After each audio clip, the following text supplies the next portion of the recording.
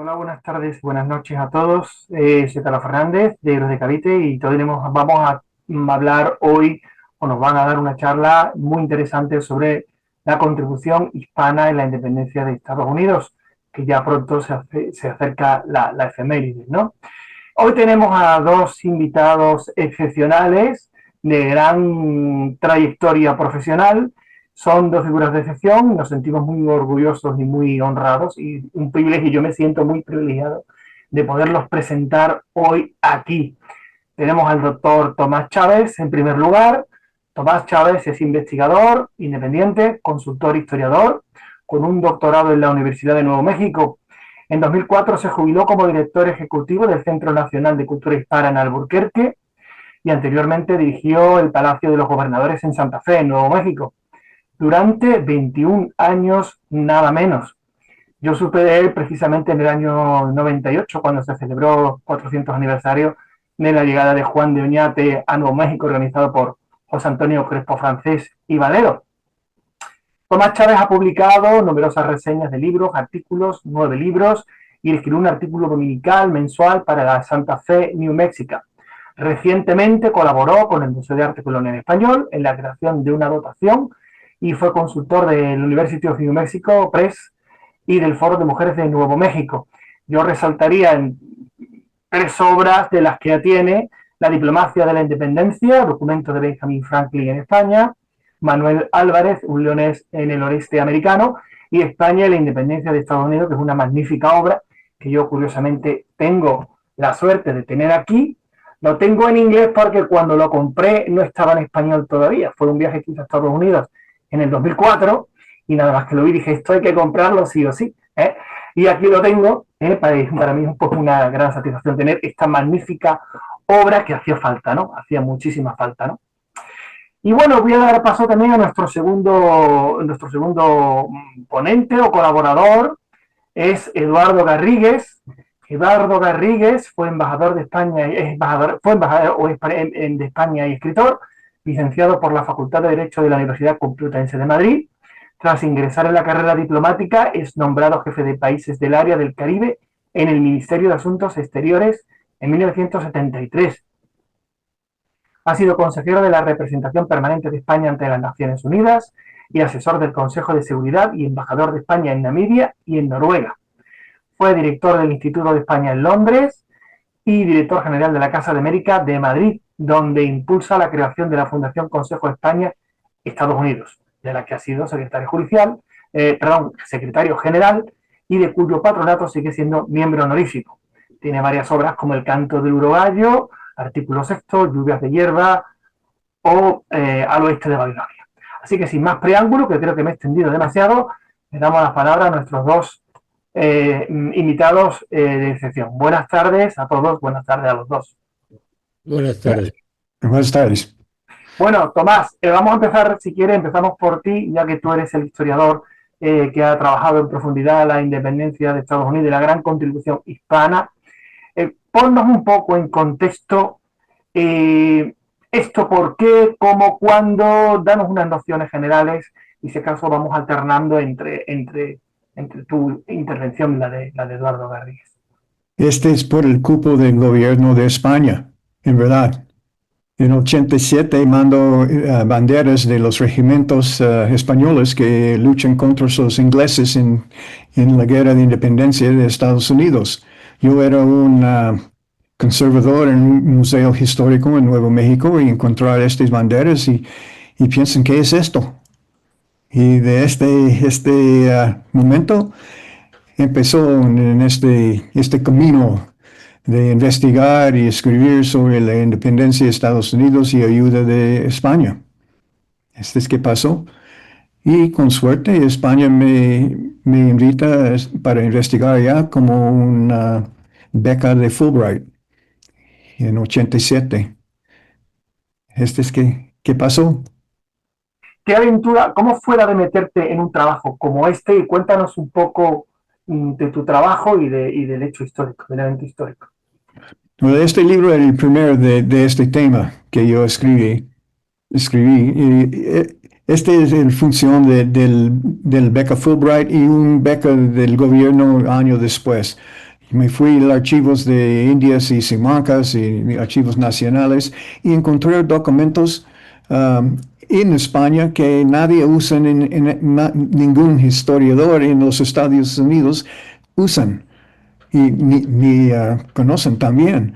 Entonces era un sujeto muy nuevo, es como si puedo decir, un tercero para un historiador, que encontrar una historia que nadie sabe y sabían.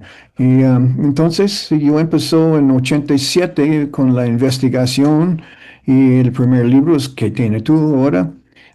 Este sale en 2002. Um, Hace muchos años de investigaciones, porque ¿qué pasó? Desde España yo vengo aquí en Estados Unidos, me fui a los archivos nacionales aquí, en la Biblioteca Nacional, aquí encontrar documentos sobre la ayuda de España en la independencia de Estados Unidos que nada de los historiadores aquí usaban. Entonces, este es qué pasó. Y yo sigo con este. En el libro que tiene tú, hay citas que en el libro cuando yo escribe que este será un buen sujeto para más investigaciones. Y yo pensé de este, yo creo que este libro era como un ceñir antes del bosque. Y salen muchos libros después. Y yo estoy citado en muchos libros. Este es el goal de cualquier historiador, yo creo. Eduardo, no sé si quieres matizar algo, o preguntar algo, añadir algo. Bueno, yo me gustaría, le agradezco a Tom, con el que tengo una amistad ya bastante antigua, por mi amor absoluto a Nuevo México, que para mí es como mi segunda patria. Yo he vuelto ayer mismo del Foro España-Estados Unidos, que es el encuentro de la Fundación España-Estados Unidos con la institución gemela US Spain Council, que preside exactamente el senador Ben Ray Luján, que es el senador de Nuevo México, y yo actué para explicar que para mí la conservación de la cultura española en toda la zona del sudoeste es algo esencial. Pero con eso solo es un pequeño inciso, pero querría complementar lo que está diciendo Tom sobre cuándo se puso a investigar. Como suelen ocurrir estas cosas, fue casi por accidente, por encontrar unas banderas, pero yo querría mencionar algo que creo que es importante. Durante mucho tiempo ha existido un desconocimiento casi absoluto de la importante contribución de España a los Estados Unidos. Y como ejemplo tenemos el primer libro que yo he conocido en español, aunque luego fue traducido al inglés, que se llamaba Yo Solo. En inglés era I Alone, que fue el famoso dicho de Bernardo de Gálvez cuando incitó a la Armada Española a entrar en Pensácola. Dijo que los otros no querían entrar y él decía que iba él solo y que iba a ir en un barco pequeño para quitarles el miedo. Bueno, a mí lo que me parece extraordinario es que, como cuenta la autora de Yo Solo, Carmen Reparaz, cuando ella llega a la biblioteca, a la National Library en Washington, una de las bibliotecas más, digamos, completas y que tiene documentos de todo el mundo, y preguntó, dice, yo vengo a investigar sobre la ayuda española a los Estados Unidos.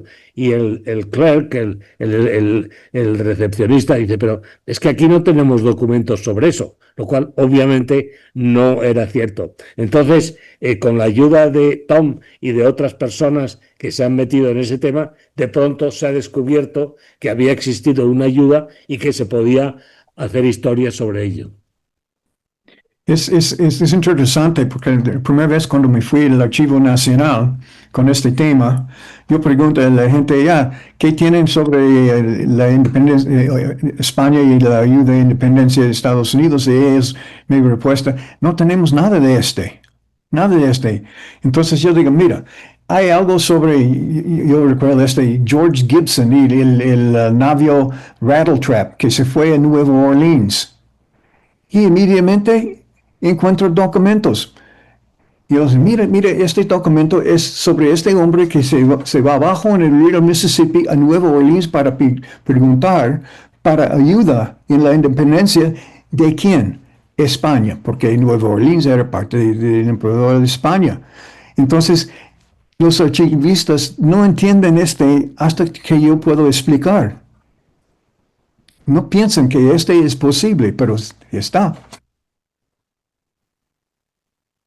Sí, bueno, si puedo añadir, existe una riqueza documental impresionante. Yo he estado investigando en varios archivos, por ejemplo, en la Biblioteca Nacional de México, y ahí, por ejemplo, se encuentran cartas manuscritas de Bernardo de Gálvez, que, bueno, como podrá explicar Tom, fue una figura esencial en la ayuda española a la independencia, pero si uno no pide esos documentos, que por cierto son documentos raros y hay que manejarlos poniéndose unos guantes para no dañar el manuscrito original, pues no se lo van a dar. O sea que hay que escarbar en los archivos para encontrar una realidad absoluta, y yo creo que, Tom, tú deberías quizá explicar en qué consistió esa ayuda en dos fases, la ayuda secreta y la ayuda, digamos, activa, para luego yo puedo a lo mejor añadir algún comentario. Sí, sí, a mí es sujeto que es conocido ya en España. Es más importante que para mí, para explicar esto a la gente de Estados Unidos, porque hay gente aquí que no quiere creer en verdad. Sí, mira, la ayuda de España generalmente era en dos partes: antes de declaración de la guerra de España y después. Antes era ayuda secreto por Francia, por ejemplo, y secreto directamente por Nueva Orleans y otras partes de Norte de América. Y después de la declaración, claro, que España era en una guerra contra ingleses, Gran Bretaña, y es obvio que pasó después de este. Este es cuando hay las luchas en el río Mississippi hasta San Luis, y norte a Michigan, el estado de Michigan, y Mobile, Pensacola, las Bahamas, y en América Central, en Guatemala. Todo este pasó después de declaración, que no es tan conocido, es antes, porque era secreto primero. Y por ejemplo, muchos de la ayuda que viene de Francia era en parte pagado por España, porque Francia y España formaron una compañía secreto para comprar armas para mandar a las colonias. Entonces, ¿qué pasó? Esta compañía existe en Francia, pero el dinero viene de España para comprar cosas, y los rebeldes, los ingleses rebeldes, de los 13 colonias, reciben esta ayuda de Francia y piensan, oh, es Francia que nos ayuda. No entienden ninguna idea que España estaba pagando para este tipo de cosas pasó. La otra cosa que no entienden los fundadores de este país era qué eran las preparaciones para la guerra por España, que está haciendo España. Por ejemplo, la Armada Grande a Sudamérica para sacar los lugares de portugueses e ingleses en que hoy es Uruguay, en el Río de la Plata. Este era muy importante, y al mismo tiempo era una armada que se fue a Lisboa, para poner un punto que Portugal no puede entrar la guerra que viene. Y el marqués de Pombal, que no le gustaba a España, entienden exactamente que era el punto de esta armada. Todo esto pasó antes de declaración de la guerra. Y todo esto ayuda a la independencia de Estados Unidos, porque es cuando España, en junio de 1769, declarar la guerra, era preparada para la guerra en este momento. Y todo sabía Francia, que entrar en la guerra antes, sabe que sin España no puede ganar. Sin España no puede ganar. Antes de los colonios entendían que sin ayuda de otros países no pueden ganar. Entonces, sí, no pueden ganar sin Francia y Francia no puede ganar sin España. ¿Qué eso significa? Es claro. No necesito una persona inteligente para entender este. Sin España, la independencia no pasó en esta guerra. Ya está. Sí, sí, si me permites, Tom, entre las personas que nos escuchan hay historiadores, personas aficionadas a la historia y que conocen un poco los antecedentes, pero tú y yo creo que estamos cometiendo el pecado de no mencionar un antecedente sin el cual no se puede explicar esa guerra. Y ese antecedente es lo que en España le llaman la Guerra de los 7 años y vosotros los estadounidenses the French and Indian War. Esto ocurre exactamente 20 años antes, pero es absolutamente definitivo para lo que luego va a ocurrir. Lo que ocurre en ese momento es que España y Francia pierden la guerra. Pierden la guerra y España va a perder parte de sus colonias, parte de sus territorios, pero Francia lo pierde todo. Entonces, ¿qué va a ocurrir? Por otro lado, las colonias rebeldes, bueno, que fueron rebeldes a partir de un cierto momento, se resienten de que el Estado, digamos, de Gran Bretaña les quiere obligar a pagar los gastos de la guerra y no están dispuestos. Y todos esos problemas que van surgiendo por el intento de imposición de impuestos y todo, viene de ese momento. Entonces, esta guerra de 1763 es una guerra que en todos los sentidos condiciona lo que va a pasar después, por varias razones. Primero, Francia se había quedado humillada y completamente destituida de sus posesiones en Norteamérica. Y España había perdido parte, pero como compensación de guerra le habían adjudicado la Luisiana y Nueva Orleans, lo cual era muy importante porque le daba una posición de fuerza en la nueva guerra. Pero lo que yo estoy intentando explicar es que hasta cierto punto, aunque ocurre 20 años antes, la guerra de independencia es la secuela de esa otra guerra, tanto por lo que España y Francia habían perdido, como también por la mentalidad de los colonos que se habían dado cuenta que el Estado importante, la metrópoli, les necesitaba para guerrear. La prueba es que, por ejemplo, en La Habana fue conquistada por tropas estadounidenses que venían de las colonias. Bueno, ¿qué ocurre con eso? Que también va a tener consecuencias en cómo España y Francia entran en la guerra.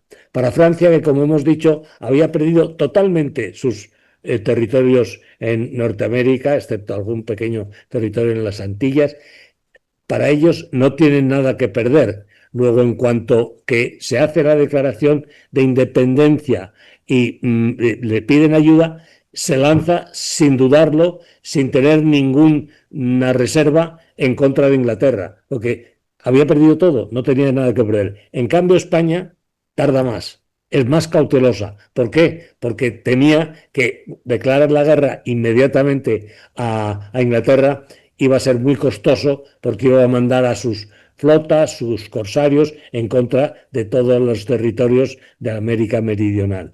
Y este tema, que está perfectamente justificado, y acaba de decir Tom que en ese momento España se estaba preparando para la guerra, también explica hasta cierto punto por qué en Estados Unidos no se ha reconocido bien la ayuda española, por una razón muy sencilla, porque Francia actuó inmediatamente, España actúa de forma mucho más cautelosa al principio en una ayuda secreta que, como bien ha dicho Tom, a veces los beneficiarios de la ayuda no sabían de dónde venía ese dinero, esas mantas, esos pertrechos de guerra. Y luego ya cuando entra en la guerra, pues el protagonista es Bernardo de Galvez, que conquista ambas orillas del Mississippi y la costa del Golfo de México, lo cual es esencial porque impedía a que las tropas y la flota inglesa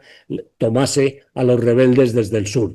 Entonces, eso fue esencial. Pero volviendo al tema, esa guerra anterior explica perfectamente la diferente posición de España y de Francia y cómo, hasta cierto punto, eso ha costado un cierto grado de visibilidad. En una palabra, gran parte de los estadounidenses y de los líderes del momento veían muy claro que Francia les estaba ayudando, pero tampoco veían tan clara la posición de España. Y de hecho, yo tengo la teoría de que nos equivocamos, porque en contra de lo que recomendaba el conde de Aranda, que es este embajador de España en París, que era un hombre, era un aragonés clarividente, que decía, no, hay que entrar en la guerra rápidamente cuando todavía estén en problemas, porque si les vamos a ayudar después ya no van a valer para nada. Entonces yo creo que ese tema es importante, o sea, desde dos aspectos. Primero, explicar cómo la entrada en la guerra de España y de Francia es muy diferente y cómo la acepción de cómo han entrado en la guerra España y Francia también resulta muy diferente para los beneficiarios de esa ayuda. Esta es una pregunta a mí. No es una pregunta, es una afirmación. Es una afirmación. Es una afirmación porque indudablemente no se puede explicar la entrada de España en la guerra sin explicar lo que había pasado después, porque para Francia era una revancha, pero para España también era hasta cierto punto una necesidad. Mira, más de tiempo estoy hablando de la gente que no están historiadores. Y yo explico algo casi simple.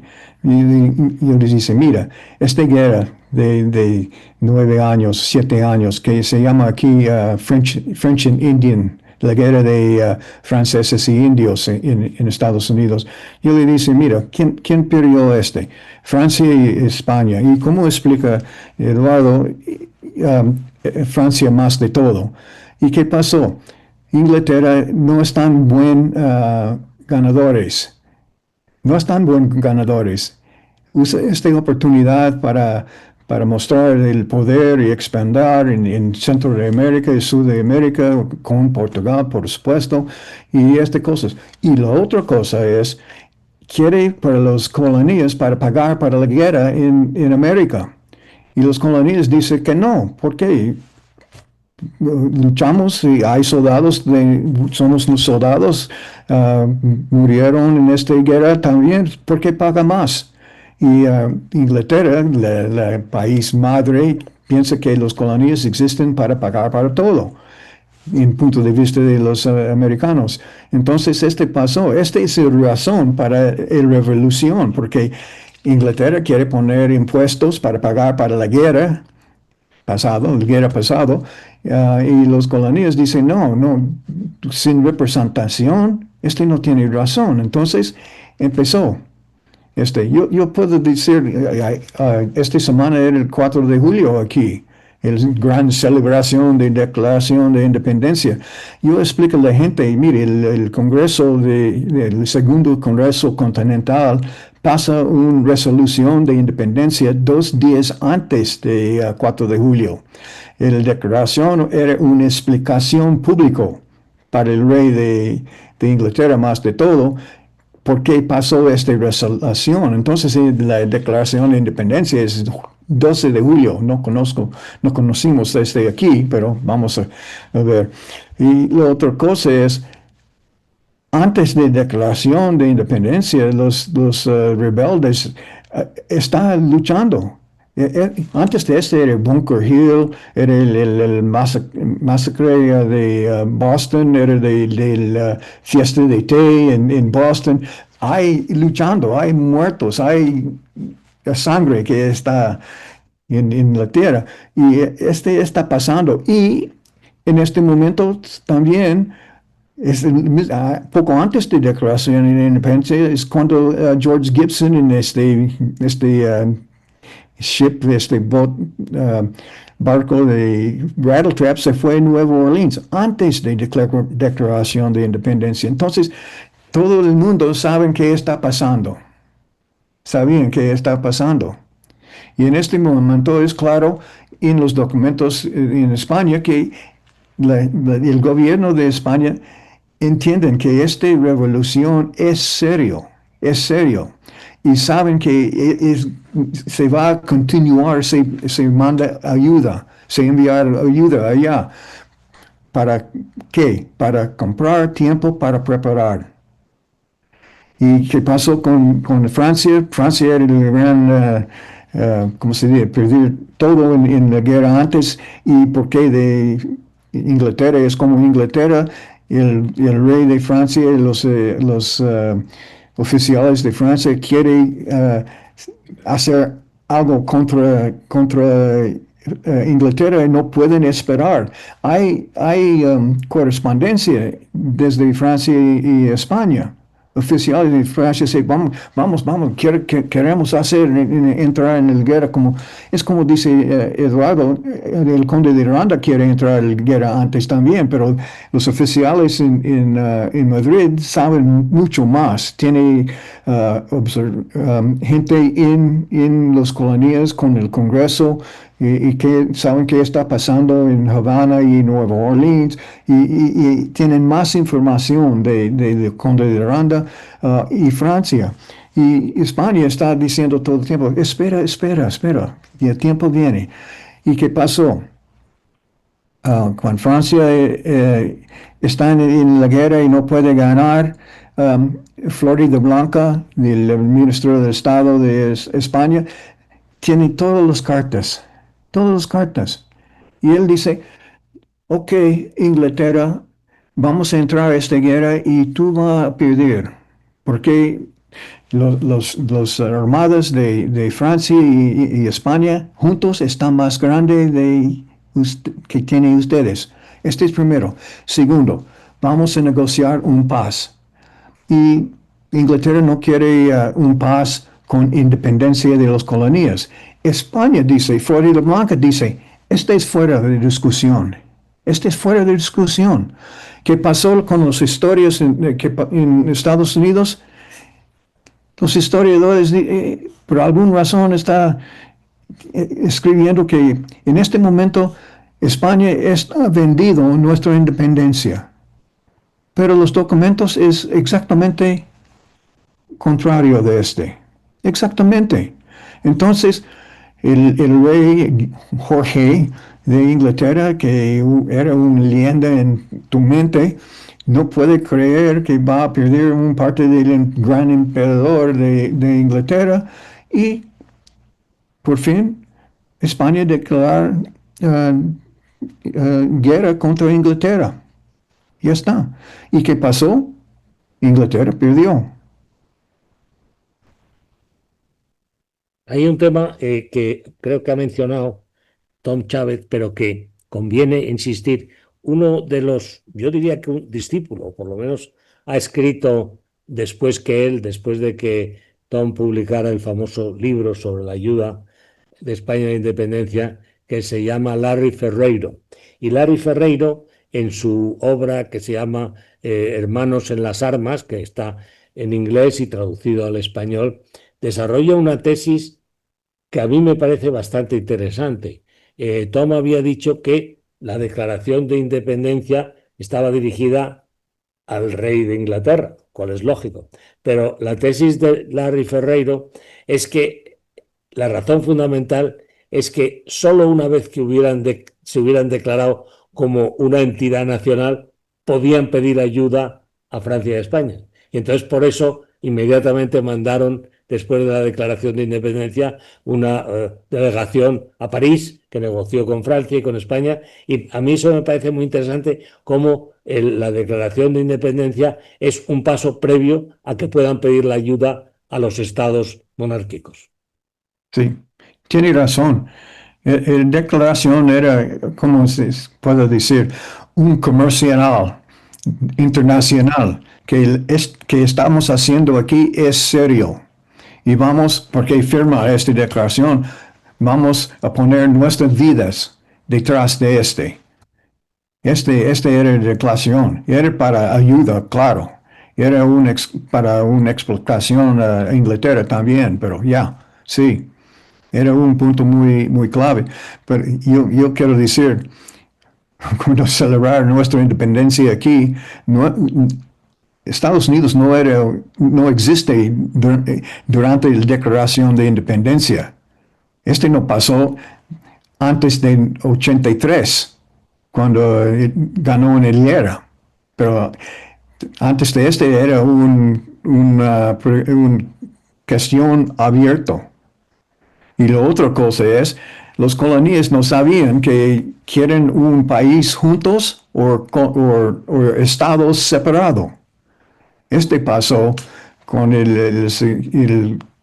cuando escribe la Constitución por fin, en 89. Entonces todo era en duda. Sí, sí, es muy interesante. Yo que no soy historiador profesional, la ventaja que tengo es que sigo aprendiendo cada año. Y por alguna razón, como yo hicimos un seminario hace muchos años con la Smithsonian Institution, que es una institución muy importante, y me mandan, estoy abonado al, Smithsonian Magazine, y ha salido una serie de artículos que si no los has visto, Tom, te recomiendo, porque analiza por qué cada estado estaba metiéndose en la guerra, porque no estaba nada claro. Y, por ejemplo, el estado de Virginia, que era muy importante, no fue una cosa fácil, porque había por detrás todo el tema de la esclavitud que luego provocaría la guerra civil. Es curioso porque yo, que no soy especialista en historia, daba por sentado que de pronto las 13 colonias habían decidido vamos a separarnos de Inglaterra. No es así. Y lo acaba de decir Tom, tenían una visión muy difusa de lo que iba a pasar después.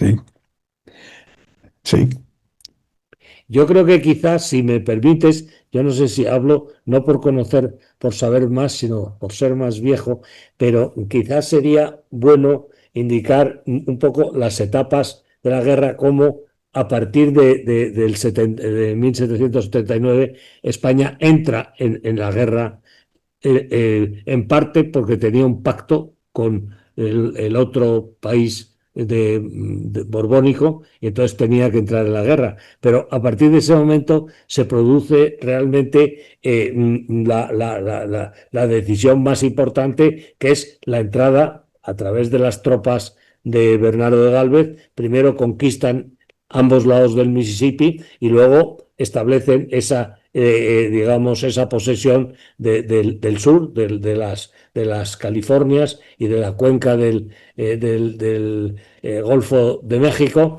y eso es esencial para la futura victoria, que, como sabe bien Tom, todo el mundo en Estados Unidos considera que Yorktown fue exclusivamente una victoria de Washington, y quizá ayudado por los franceses, por el famoso Lafayette. Bueno, mucha gente no conoce, y supongo que en el libro que está escribiendo Tom sobre Saavedra está bastante claro. Hubo un comisario real que se llamaba Saavedra, y es el que lleva el dinero al ejército, no, a la flota francesa de Grasse, que le permite bloquear el acceso de la flota inglesa a Yorktown. Luego, en el fondo, también España ha contribuido a esa victoria.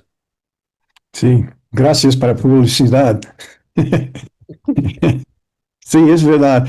Francisco Saavedra es un héroe de la guerra que nadie habla mucho sobre él, pero después de la declaración, el rey manda o envió Saavedra a Havana para ayudar Galvez. Galvez está en Havana, quiere, después de los luchas en el río Mississippi, quiere atacar Pensacola, y los jefes en Havana dicen que no, y hacen excusas para no salir, y esto es otra cosa. Entonces el rey envió Saavedra para decirle a la gente que el rey quieren para Galvez para seguir en la guerra. Y Galvez tiene el segundo instrucción. era para organizar y planear para invasión de Jamaica. Este es una cosa que en las historias nadie habla sobre este. Mira, Jamaica era podría en estos oestes de Indias para Inglaterra. Kingston era un puerto más importante de los puertos en el norte, en verdad, porque del comercial de West Indies.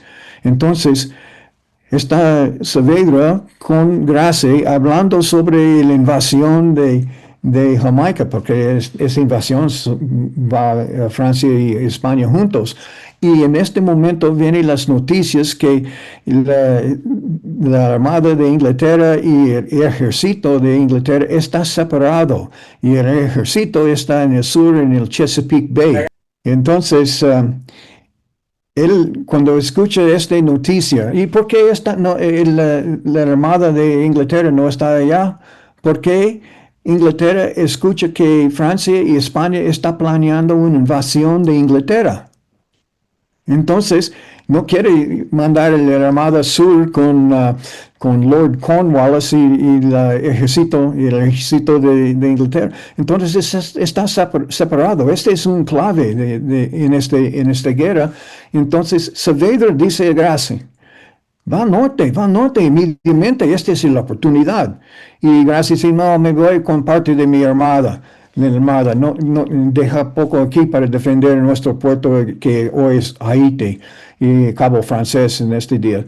Y Saavedra dice, no, este es tan importante, va con todo lo que tiene. Y los tropas también.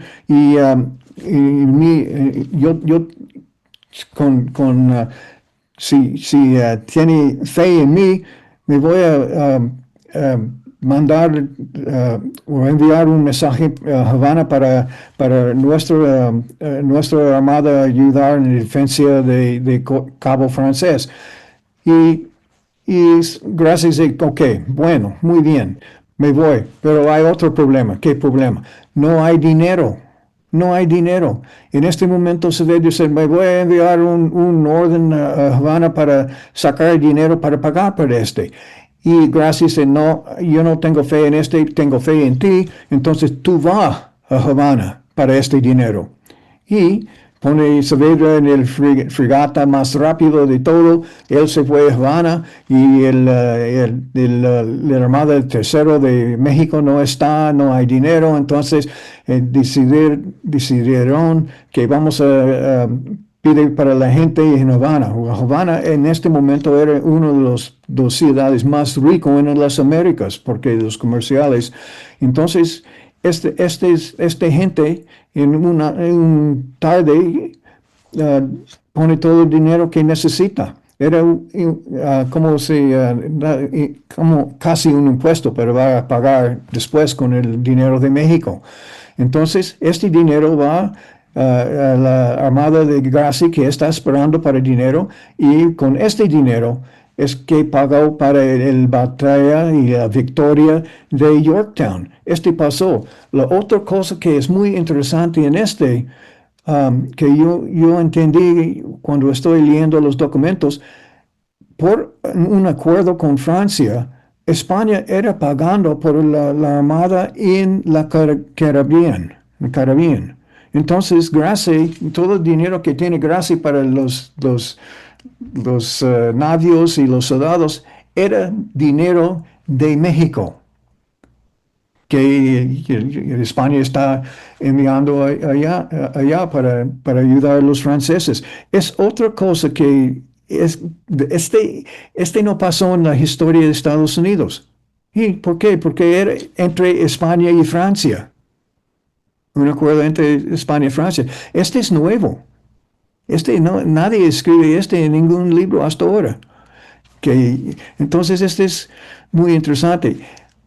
Que es importante en mí es que esta historia va más conocido en Estados Unidos. Y que pasó el año pasado, me invita a Yorktown para explicar por fin, después de 20 algo años de mi primer libro. Y 2 meses después me invita otra vez para hablar. En esta vez, como dice Eduardo, me pregunta sobre Santa Fe y Nuevo México y Jamestown. Y yo puedo decir, Santa Fe y Nuevo México existe antes de Jamestown. Y que es más, no era un mar, era dentro del país, del continente. Muy más difícil de Jamestown al lado del mar con conexiones a Europa. Entonces, era una discusión muy interesante entre esta gente. Entonces, yo quiero decir, porque de gente como ustedes y otros historiadores ahora, esta, este es cambiando. Hay más gente que conocen esta historia y que es mejor aceptan esta historia. Sí, es interesante. Yo no sé si tú, Tom, que has venido por aquí, porque tuvimos una conferencia muy interesante hace un par de meses en la Casa de América, te has percatado de que hoy en día en España existe una corriente en la que estamos intentando recuperar el orgullo de nuestra historia. Y curiosamente, gran parte de los autores que lo están haciendo ni siquiera son españoles. Bueno, tenemos a Elvira Roca, que es una historiadora española que escribió Imperofobia, muy conocida, pero tenemos otros como Marcelo Gullo, argentino, como Zunzunegui, como otros venezolanos, y creo que es muy importante que sean personas de fuera de España quienes intenten recuperar la verdad histórica que durante muchos años pues se ha ignorado, por lo menos se ha desconocido. Cuando hablamos de nuestra historia, cuando yo digo nuestra historia, no es historia de Estados Unidos, es nuestra historia de España y los Estados Unidos, España y las Américas también, porque incluir México y Cuba y Venezuela y todas las partes donde vinieron dinero y soldados. Entonces es nuestra historia. Y en parte es porque cuando España entra en la guerra sube como una guerra del mundial. Es importante. La gente aquí piensa en esta revolución era solo una guerra en las 13 colonias, pero no puede ganar si no era una guerra mundial. Este era el punto de la estrategia de España para poner esta guerra mundial. Y Inglaterra necesita decidir dónde quiere luchar. Sí, eso es muy interesante. Y hay otro tema, yo no es que quiera incidir sobre el tema que se ha comentado muchísimo de la falta de reconocimiento en la opinión pública de Estados Unidos sobre la ayuda española. Bueno, ha habido en el 2014, el presidente Obama reconoció a Bernardo de Gálvez como ciudadano honorífico de los Estados Unidos. Eso ocurría. Está bien que lo acepten así, pero 20 años después de que ya se había nombrado a Bernardo de Gálvez, perdón, a Lafayette. A mí lo que me interesa es buscar a veces razones no solo psicológicas, sino objetivas. Había una razón por la cual, indudablemente, era más difícil que la opinión pública estadounidense reconociera la ayuda española. Y es que España ayudó de forma decisiva, como hemos visto, no solo con la conquista de territorios, sino con dinero, con todo lo demás, con tropas. Pero lo que ocurrió también es que como España no había perdido todos sus territorios en Norteamérica, de ser un aliado imprescindible, después se iba a convertir en un rival, porque una de las razones más importantes por las que los 13 estados declararon la independencia, es que ellos querían expandirse hacia el oeste. Pero ¿qué ocurría? Que en el oeste, en el río Mississippi, había una especie de borderland, había una frontera, y entonces esa frontera, quien la dominaba era España. Entonces, claro, es difícil que cuando hay un país que está constituyendo un obstáculo para la expansión, pues te reconozcan qué bien lo has hecho, nos has salvado la vida, has sido un aliado estupendo, porque había una parte que era negativa. Tiene razón, Eduardo.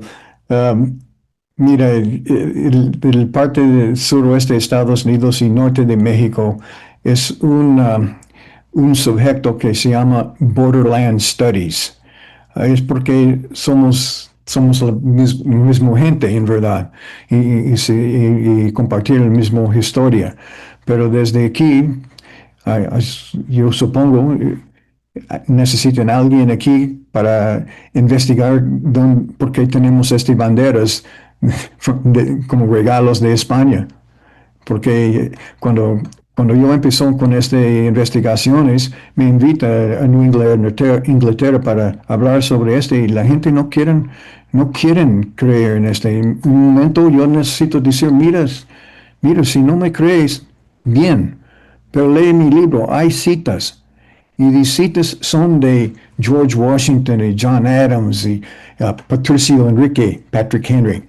Patricio Henry, ellos saben más de la guerra de independencia de ustedes. Entonces, ya está. Es la historia. Pero es una lucha que existe en este país. Yo no necesito decir, es mi lucha en mi vida, que estoy feliz con porque es verdad, es verdad. No hay una historia contraria de este existe.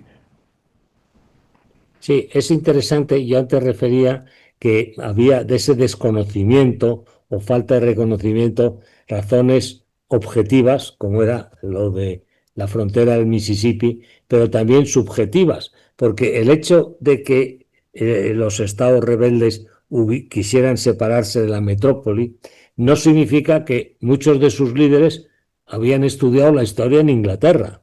Y entonces esa historia no era favorable a España. Y por eso es curioso, porque a mí me parece muy interesante que en los libros actuales todavía ves cómo se han filtrado esos prejuicios que son antiquísimos, porque se habla de leyenda negra, no es leyenda negra, es sencillamente propaganda de guerra antiespañola. Y esos prejuicios se han ido filtrando, y a mí me interesó mucho de lo que comentó Tom Chávez en su conferencia en la Casa América, cómo iba presentando su libro a editoriales de las principales universidades de la costa este, universidades prestigiosas e importantísimas, y lo iban descartando totalmente. Y dijo una frase que se me quedó grabada, es que ellos no querían que le contasen su historia, ellos querían que fuera ellos mismos los que contasen su propia revolución y su propia historia. Y por eso les cuesta aceptar que España contribuyó de forma decisiva. Sí, hay progreso aquí. Y esta es una indicación de porque en mi primer libro sobre la independencia de Estados Unidos y ayuda de España, yo no puedo, yo quería publicarlo en pero nadie de las empresas allá quieren. Entonces, míralo, esta Universidad de Nuevo México que ha publicado este libro. Nuevo México. Pero después, ¿qué pasó? Las últimas dos, el libro sobre los documentos de Franklin en los archivos de España está en American Philosophical Society en Filadelfia. Y la última sobre diplomacia de independencia, o Revolutionary Diplomacy, está de Universidad de Virginia. Entonces, hay progreso. Y cuando me invita a Yorktown y Jamestown, hay progreso. Es muy fácil para hablar sobre este tema aquí en Nuevo México, porque no hay duda aquí. todo está feliz con Estoy casi como un héroe aquí, pero es como hablar con el chorus, ¿verdad? Yo necesito hablar y publicar en Esta es la gente que necesita saber Y cuando habla de la leyenda negra, que es otro sujeto muy grande, yo puedo decir que los problemas en este país hoy sobre racismo y todo que existe, este viene de esta leyenda. ¿Y que es una leyenda? Leyenda, no es la verdad. Leyenda no es verdad. No, no es historia. No es la negra historia, es la leyenda. Entonces, es la lucha aquí. Bueno, yo quiero añadir, yo antes de ser cónsul general en Los Ángeles, cuando tenía una residencia en Nuevo México, que a mí me impactó, quizás el puesto más importante de mi carrera, pero estuve destinado como consejero cultural de España en Londres, en la embajada, y también era director del Instituto de España. Y a mí me impresionó realmente algo que me sucedió allí. Era el aniversario de la guerra de la famosa Armada Invencible. Y entonces, cuando hubo un grupo de historiadores ingleses que empezaron a decir, bueno, esta historia que nos han contado no es del todo cierta, porque resulta que hubo en efecto una batalla, pero fue sobre todo una situación de tipo, pues, una tempestad que hundió los barcos, porque lo que habían hecho era que habían hecho investigación submarina y habían encontrado que en muchos barcos no se habían disparado los cañones. Luego no había habido esa derrota absoluta. Sí, eso podía ser verdad, pero cuando en Inglaterra se intentó hacer ese revisionismo histórico, gran parte de la sociedad no lo admitía. Y el editorial del The Times de Londres, importante periódico, decía, un momento, nosotros tenemos derecho, hay dos tipos de historia, la que realmente ocurrió y la que los pueblos tienen derecho a creerse porque fomentan el ego nacional. Entonces, con eso está todo dicho. Entonces, yo creo que parte de lo que está ocurriendo con la falta de reconocimiento de la ayuda española a la independencia de Estados Unidos es que todavía hay un elemento de reserva con respecto a lo que es la entidad y la cultura española que no se observa en Nuevo México ni en el sudoeste, pero en gran parte del país eso ha pervivido. Sí, es verdad, es verdad. Yo le gusta decir ahora que es poco contrario de la palabra oficial que nuestra independencia no sale so- solo con los fundadores. Era una historia, nuestro nacimiento era historia inclusive, que necesita mucha gente de religiones diferentes y países diferentes de todas partes del mundo para este. Y es poco nuevo de este. Yo creo que algo de nuestros políticos no quiere huir de este. Pero es la verdad, es la verdad. Y cuando empezó con la ayuda de independencia de España, es la primera parte de historia. Por ejemplo, yo escribí una biografía de un leonés. Este hombre es la primera persona que escribe y publicar un artículo sobre los naturales de Yellowstone National Park. El primero era en las montañas, con los otros hombres de montañas, desde Nuevo México. Ese fue de Nuevo México, donde vive poco tiempo, pero él escribe y publicar en España una descripción sobre las cosas tan magníficas que están en Yellowstone hoy. Era español, allá. Estas cosas, hay tantos, hay tantos.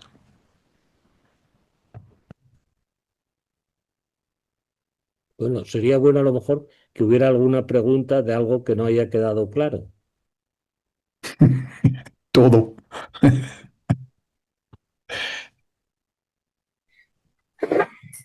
Pues muchas gracias por vuestras intervenciones. La verdad es que ha sido muy interesante el descubrir esa importante contribución, no ya española, sino hispana, ¿no? Porque españoles en aquel momento éramos todos, hoy somos, digamos, hispanos en el sentido de que hay diferentes países, ¿no? Y entonces es algo de lo que sobre todo muchos cubanos, mexicanos puertorriqueños y de otros países, ¿no?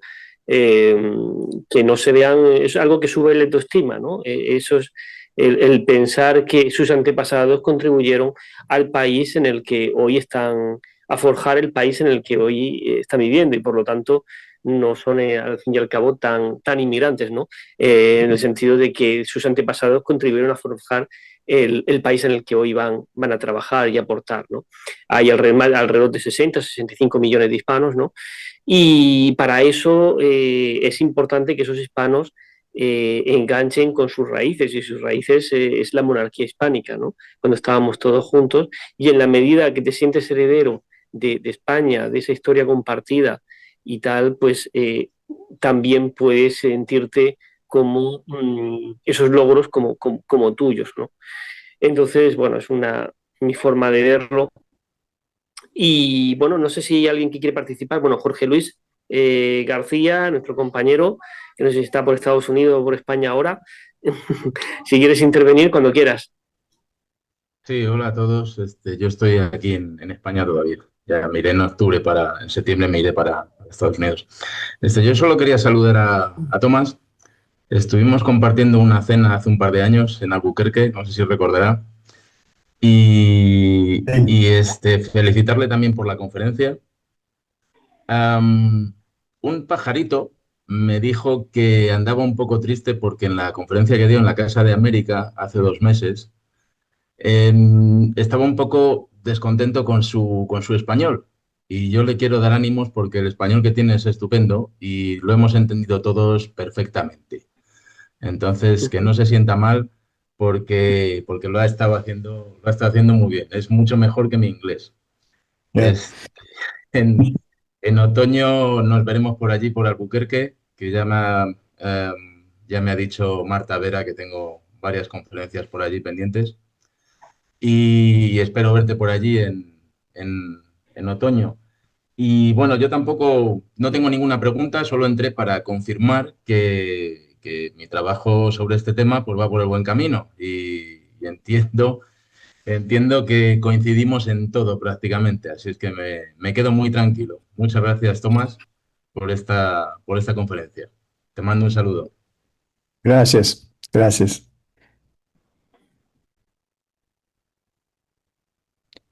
Pues muchas gracias. Damián Petrillo, cuando quieras. Perdón. Damián, otra persona que quiera intervenir, ha levantado la mano Damián. A ver, aquí. Hola, ¿qué tal? Buenas tardes. Primero que nada, agradeceros la conferencia que hemos tenido. Ha sido muy interesante y quería hacerles una consulta. Suponiendo que ustedes en este momento fuesen autoridades en España, autoridades políticas en España, ¿qué medidas tomarían ustedes para revertir esta situación que vive España con respecto a su leyenda negra y que lamentablemente gran parte de su pueblo o una parte se ha creído? ¿Qué puede hacer España? ¿Ustedes qué harían para cambiar esta situación y que sea la misma España la fuente para contrarrestar esa leyenda negra en el mundo y en Hispanoamérica? Gracias. ¿Es pregunta para mí o qué? Bueno, para ambos o para ustedes. Me voy a saber que el problema de España aquí, desde aquí, es poco difícil. Mire, yo veo que es poco raro a mí, que los historiadores en España, yo conozco mucho de eso, hay buenos historiadores allá, pero hay alguien que no habla de otro porque de los políticos. El sentimiento político hago. Yo no me voy a hablar con este historiador porque es el lado. Aquí, este es nuevo para mí. Historia es historia. Puede aquí ser demócrata o republicano o cualquiera, pero como historiador es historia. Y no tenemos este problema de división sobre ¿cómo se dice? Filosofía político. Entonces, la medicina contra la lengua negra es exactamente historia. Historia. objetivo. Ya está. Es fácil. Well, quizás no es fácil para seguir objetivo en el contexto de España. Yo no entiendo pero la solución, la respuesta de Leyenda Negra es historia. Vale. Muy bien. Pues Está muchas gracias, respondido. Tomás. Muchas gracias, Tomás y Damián. Gracias. Omar, cuando quieras preguntar, Omar. ¿Sí? Gracias, Ángel. Saludos desde Lima, Perú, a nuestros expositores. Una curiosidad llevada al contexto actual. ¿Cómo se tomó en Estados Unidos esta respuesta del gobierno cuando los franceses pidieron que les devuelvan la Estatua de la Libertad? Y la respuesta de Trump me pareció genial, ¿no? De no ser por nosotros, ustedes hablarían alemán.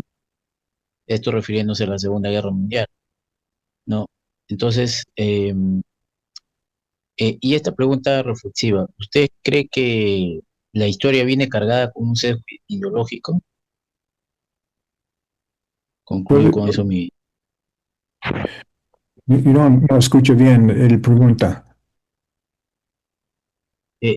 ¿Usted cree que la historia viene cargada con un sesgo ya ideológico, ¿no? O sea, que la leyenda negra es algo que lleva tanto tiempo que es como desempolvar algo, ¿no? Que como hacer arqueología histórica, digamos,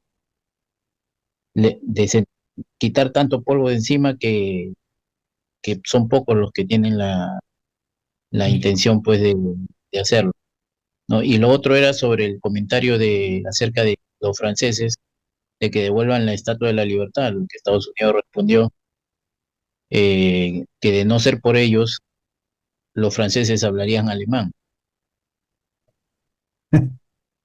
Ok. Yo quiero decir que la leyenda negra tiene mala influencia en muchos lugares, en muchos espacios.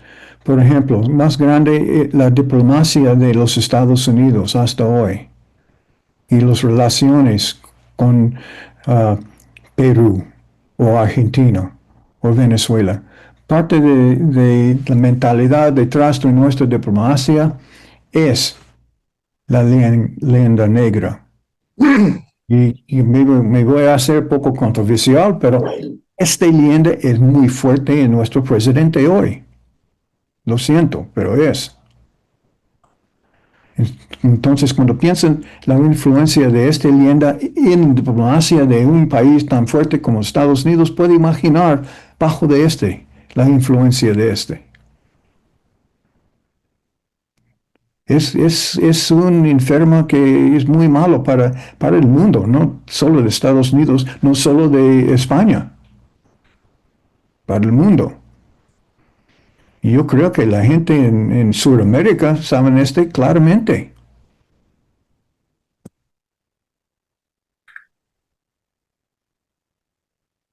Si no me crees, piden a alguien de México, por ejemplo, sobre este problema.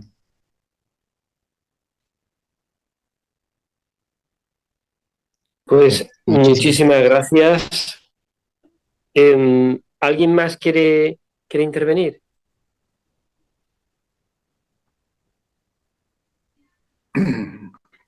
Antes de cerrar, pues, si alguien quiere tomar la palabra.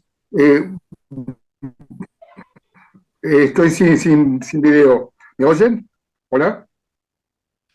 Hola. Sí. ¿Hola? Sí, te escuchamos. Comenta. Bien. Yo tengo una cuestión con la ayuda de España a las 13 colonias. Creo que fue un error nefasto el haber colaborado con las 13 colonias, porque las 13 colonias fue el campo de ensayo de la Revolución Francesa. Y si algo perjudicó a España, fue la Revolución Francesa. Con todo lo que pasó después de la Revolución Francesa, es que España decayó. Yo creo que fue un error prácticamente doctrinario, no táctico, sino un error doctrinario el haber colaborado con los revolucionarios. Es como buscar como aliado a una persona que es, obviamente, que es contraria a los principios que España tenía. Creo que España debió haber, más allá que Inglaterra era su enemigo nato, y que Inglaterra también había, ya era protestante, y el tema de la religión, obviamente, entre las dos naciones, yo creo que España nunca debió haber ayudado a las 13 colonias. Y de hecho, los resultados fueron desde la invasión de los franceses a España hasta la toma de Cuba por parte de los Estados Unidos. Todas las consecuencias fueron nefastas. Bien. Es, Bueno, bueno, responde tú, Tomás, y también me gustaría participar, si quieres comentar algo, y si no, puedes comentar yo, porque al fin y al cabo tú lo que defiendes, pues estás ahí en Estados Unidos y lógicamente defiendes esa importante colaboración, ¿no? Por lo que quieras, Tomás, si quieres comentar tú, después me gustaría comentar yo también. ¿Ah?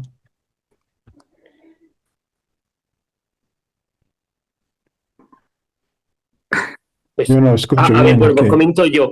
Vamos a ver, se recuperó Menorca, se recuperaron muchos territorios en América. Estuvimos a punto de recuperar Gibraltar, eso hubiera sido importantísimo. Y tú sabías que no sabías lo que podía pasar con Estados Unidos después, la pérdida de territorios que podría haber, la presión que hubo después, pero sí conocías de siglos atrás a Inglaterra, ¿no?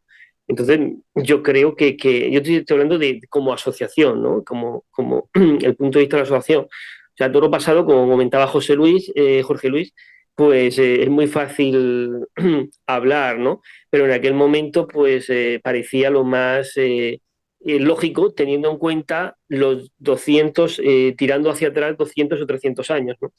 Entonces, tirando para atrás 200 o 300 años, parecía lo más lógico lo que España, de la decisión que España tomó en aquel momento. Se recuperó Menorca, que hoy la tenemos. Si no hubiéramos participado, digamos que al final el resultado hubiera sido el mismo, hubiéramos seguido perdiendo los territorios y ya no tendríamos un problema solo, tendríamos con Gibraltar, tendríamos dos, tendríamos Menorca y estuvimos a punto de recuperar Gibraltar. No se consiguió.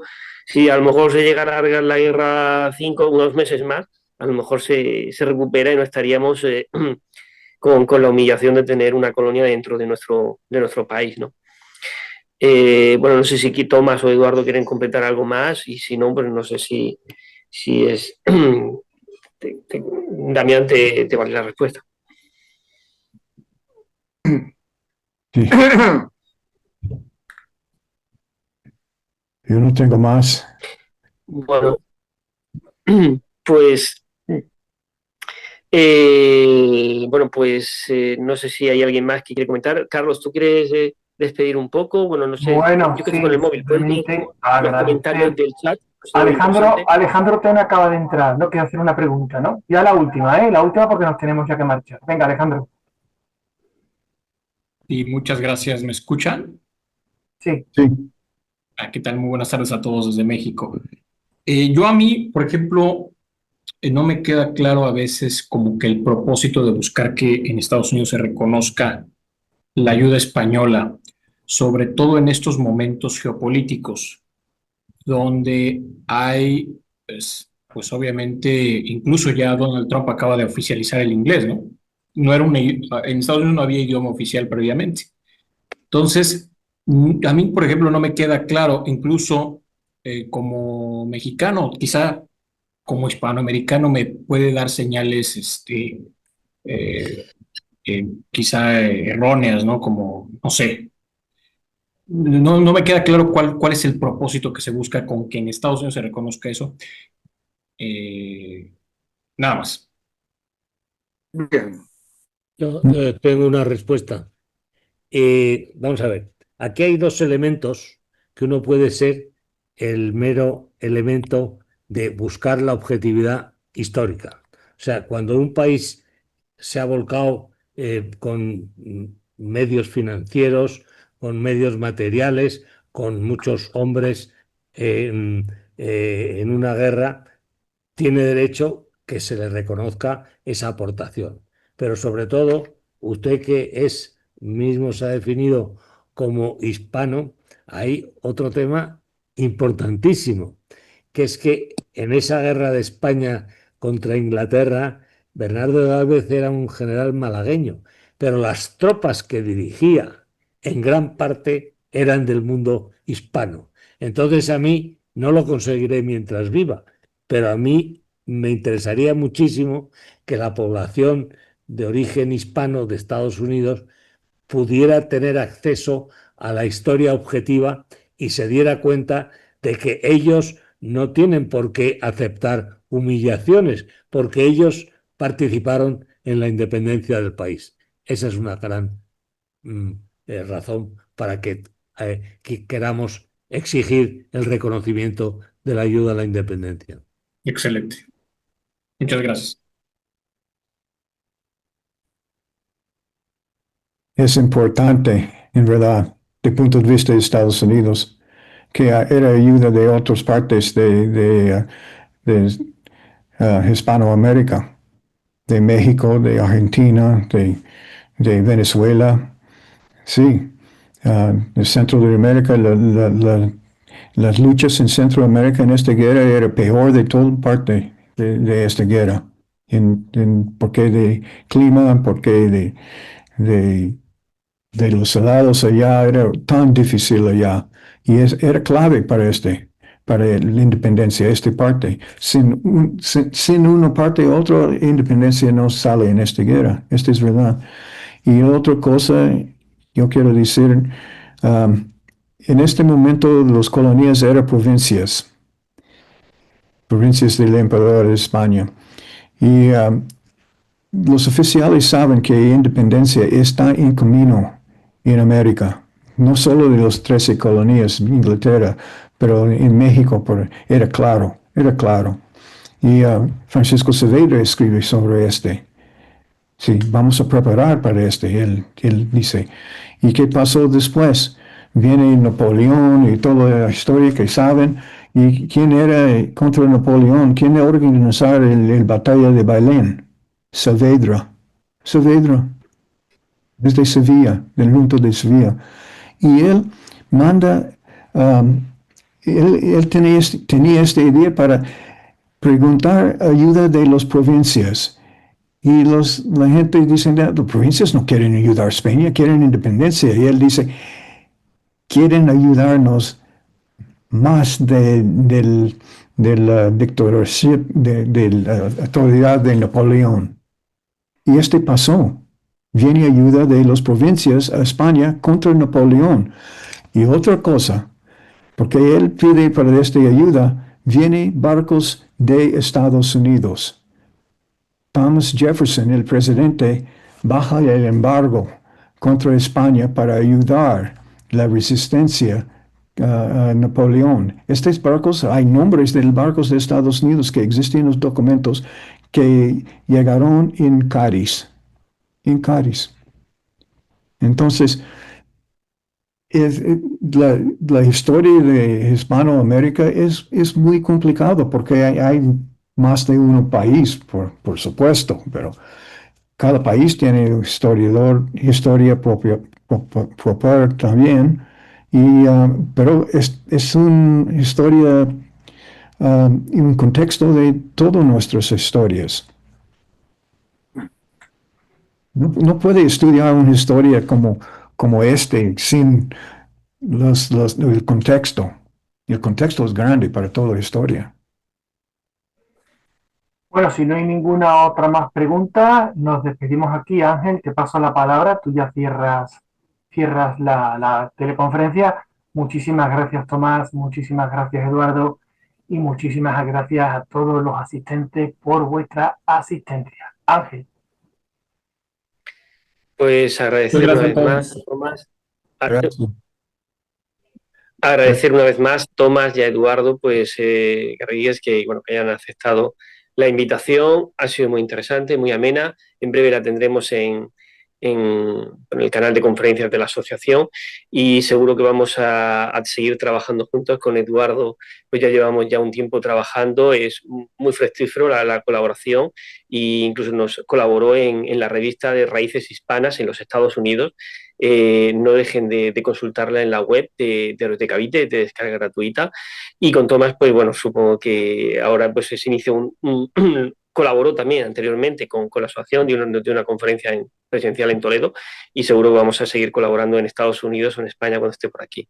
Muchísimas gracias a los dos y ya sabéis que está en vuestra casa. Gracias, muchas gracias. Y gracias a ustedes. Es un honor y placer para hablar con ustedes.